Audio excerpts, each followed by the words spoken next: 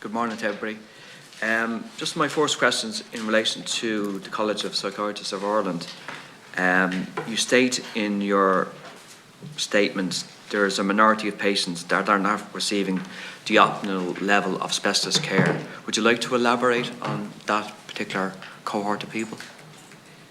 So we are aware in Ireland that there is inequity in terms of the accessibility of services across different areas in the country. And so in those areas, we know that some patients are not getting access to the appropriate services that other areas are getting access to. It's a problem across our society with regard to disability services and psychiatric services and palliative care services in particular, that there's inequities that are less significant across medical or surgical services, where people can move across different areas and be referred to different areas for services. Okay, and that would be kind of, as you said, psychosocial support. That would be an absence of that as well, would there? So I suppose psychosocial support would be an umbrella term to cover mental health services, social services, financial supports, disability services, etc. Yeah, I just noticed in your statements, and all respect to yourselves, I think it's unhelpful to conflate the issue of assisted dying around the issue of suicide. I have stated this from the very, very start. I just don't think it's really kind of helpful to the debate. And is there any circumstances that the College of Psychiatrists could see a set of circumstances where somebody is coming to the end of their life, they have a terminal diagnosis, that they could, in situations, avail of assisted dying? Is there a blanket? Are you saying there's a blanket ban in relation to your society? Our view, and it's similar, I suppose, to working with people in very challenging situations who are suicidal, who can only see either I live as I am or I end my life. And so what we're suggesting is that there is another way to approach this and to address this. The lack of information we have about people's experience at the end of life is significant. And we're saying that, and it's similar, I think, to our colleagues in the NSRF who have particular expertise in research and the quality of research in these areas.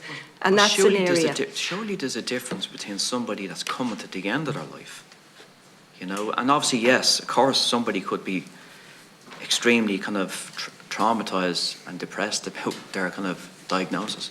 But surely you have to make a difference between their physical being and their mental being.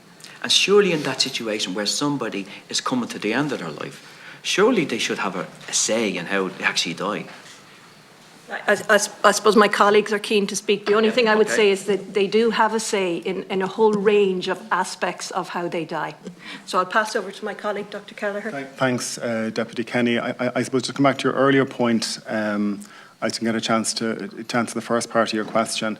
If I can just use an example locally in terms of how psychosocial supports or the lack of psychosocial support can influence behaviour.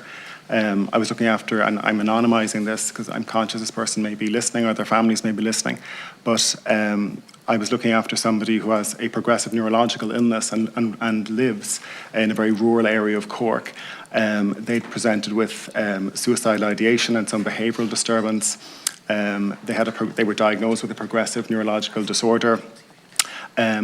Their own wish was to continue to live in their own home. And when we assess somebody, and this works on to the second part of your question, when we assess anybody who's got suicidal ideation, we take a biopsychosocial approach to that case, looking at the biological factors, but also the psychosocial stressors, because those two influence behaviour and suicidal ideation. But for this person who was expected to live many years with a progressive neurological illness, we really struggled to get home care supports, disability services. That's wrong, obviously. It is wrong, but I just want to really highlight, and I agree with you, it is wrong, but it is also the reality of what many patients we come across face and how we address the biopsychosocial needs of patients. So it isn't enough just to treat somebody with medication or therapy necessarily. It is about adding in all those layers of support. And I completely get that. Get that. But even if them supports were in place and somebody says, look, I do not want to go through certain periods of my life because of the diagnosis. Surely in that case, somebody has that right to say, look, I want to end my life, and I want to end it by kind of, with the permission of the state, with the permission of the doctor, and to have my say.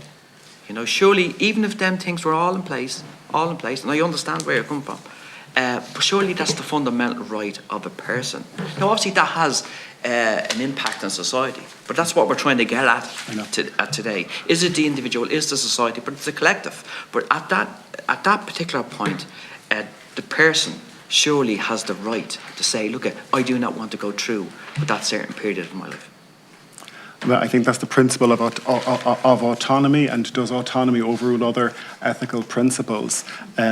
I don't underestimate, though, Deputy Kenny, the importance of autonomy, but also I don't underestimate the challenges it is on healthcare providers to actually provide that wraparound biopsychosocial support to patients. And unless you can provide that to patients in a reasonable manner, like most patients, some patients, for example, don't want, some people obviously are happy, but some patients are actually unhappy to have, family members looking after them, and they would like other people, to somebody come in and do that job, and we struggle to get that. My colleague, Dr. McHale, would like to come in. I'm struck by the information being provided by Dr. Griffin, where she says that suicidal ideation in the context of illness is highest in the first 6 months, and the process of adaptation, the process of which is a key component of our humanity, the ability to adapt to change. And if that's highest in 6 months, and we're looking at a situation where the possibility of introducing terminal illness within 6 months, then we're not giving people the opportunity in relation to interventions. Dr. McHale, today is the anniversary of Vicky Phelan's death. And Vicky, I spoke to Vicky many, many times over the last, before she passed away. And she always said, Gino, I'm not suicidal. I don't want to die. But I do not want to die in a situation that's out of my control. And there are other people in that situation. And I just think, again, it's just conflating the issue of suicide and somebody that has a terminal diagnosis that wants to have, I just think it's very, very unhelpful. Okay. That's respect to your Thank you, Deputy.